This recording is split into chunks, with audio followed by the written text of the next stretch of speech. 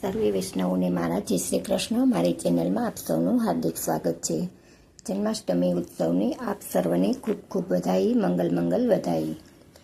તો પુષ્ટિ પુરુષોત્તમ પ્રભુએ ભૂતલ ઉપર આજે અષ્ટમીના દિવસે પ્રાગટ્ય તો લીધું છે, પણ આપણા સૌના હૃદયમાં પ્રભુ પ્રાગટ્ય લે અને આપણા મન મંદિરમાં આપણે એનું કાયમને માટે નંદ મહોત્સવ મનાવતા રહીએ એવી શ્રી ઠાકોરજીને વિનંતી છે.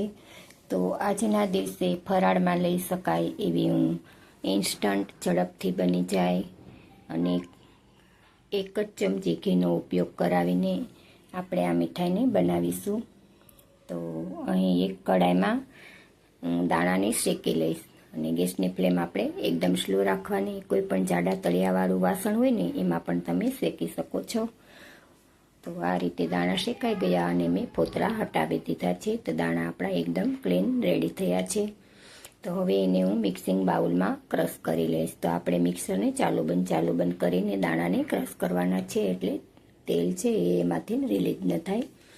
તો હવે એને આપણે સ્મૂધ મીઠાઈ બનાવવાની છે, તો એને આપણે ચાયણાથી ચાળી લઈશું, એટલે એક સરખું આપણે પાવડર તૈયાર થશે. તો બસ જો આ રીતનો એક સરખો પાવડર આપણો તૈયાર થયો છે અને બિલકુલ ઓઇલ ફ્રી છે.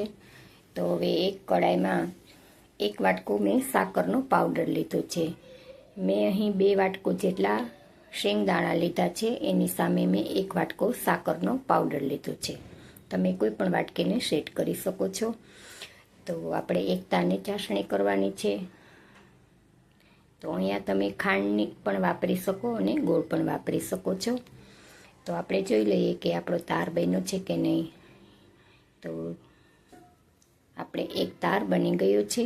તો હવે આ સ્ટેજ ઉપર આપણે જે પાવડર કર્યો છે ને સિંગનો, એ આમાં કરી દઈશું અને ગેસની ફ્લેમ આપણે એકદમ સ્લો રાખવાની છે. નહીં તો શું છે કે આ પાવડર નાખ્યા પછી એ તળિયે બેસવાની શક્યતા રહે, એટલે ગેસની ફ્લેમ સ્લો એકદમ કરી દેવાની અને આપણે સતત ફેરવતા રહેવાનું, એટલે જે આમાં ગાંઠ થાય છે ને એ પણ ભાંગી જશે. 2 ચમચી જેટલો મેં સૂકા કોપરાનું ખમણ કર્યું છે અને 1/2 ચમચી ઇલાયચી પાવડર ફ્લેવર માટે કર્યો છે અને 1 ચમચી જેટલું જામેલું ઘી કર્યું છે. ઘી કરવાથી મીઠાઈ એકદમ શાઇનિંગવાળી બનશે. તો આપણે આને ત્યાં સુધી ચલાવતા રહીશું કે કડાઈને છોડે નહીં. ત્યાં સુધી આપણે ગેસની ફ્લેમ ધીમી રાખી અને થોડુંક સ્પીડમાંથી ચલાવવાનું છે. તો આજે શ્રી ઠાકોરજીને નિત્ય નવીન મહાભોગ આવે છે, તો એમાં આપણે પંજરેની સામગ્રી પણ આવે છે. તો મારી યુટ્યુબ ફેમિલીને પણ મારી ખાસ વિનંતી છે કે જે નિષિદ્ધ સામગ્રી વસ્તુ છે એ શાસ્ત્રમાં બતાવી છે, એ પણ ભગવાનને અરોગાવા માટે જ્યારે બનાવો છો તો એ તમારા ગુરુદેવ જે તમે દીક્ષા લીધી છે એમને આજ્ઞા લઈને જ કરો, કેમ કે ગુંદર છે એને શાસ્ત્રમાં નિષેધ કર્યો છે, એ આપણે ભગવાનને ધરાવાતો નથી.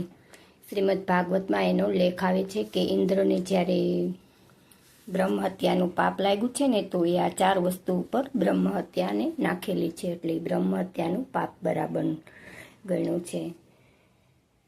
તો હવે આપણે આ તૈયાર થઈ ગયું છે. તો એક પ્લેટમાં ઘીથી ગ્રીસ કરીને તૈયાર રાખવાની તમારે, અને એની ઉપર આપણે એકદમ પાતળું લેયર પડે ને એ રીતે પાથરી દેવાનું છે. તમે બટર પેપર ઉપર પણ પાથરી શકો છો કે કોઈ જાડી પોલીથીનની થેલી હોય ને તો એની માથે પણ પાથરી, અને આમાં તો જો આપણે કોઈ વેલણથી વણવાની પણ જરૂર નહીં પડે. જો મેં આ રીતે તમને બતાવ્યું છે ને એ રીતે કરી ઉપરથી સૂકા મેવાની કતરણથી આપણે સજાવી દઈશું.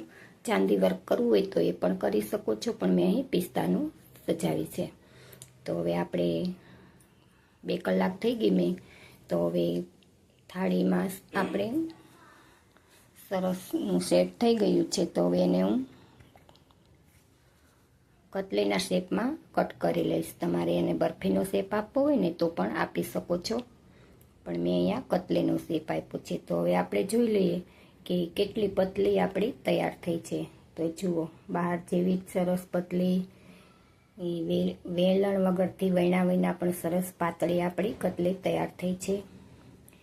તો આ રેસીપી તમને કેવી લાગી એ કમેન્ટ કરીને જરૂરથી જણાવજો અને તમે પણ કઈ રીતે બનાવો છો એ પણ મને જરૂરથી કહેજો. તો જુઓ કેટલો સુંદર લુક આવી રહ્યો છે અને કોમળ પણ એટલી સરસ થઈ છે. વાહ પ્રભુ. તો વિડીયો ગમે તો લાઈક કરજો અને વધારેમાં વધારે શેર કરજો. ચેનલ પર નવા છો તો ચેનલને સબસ્ક્રાઈબ કરી લેજો.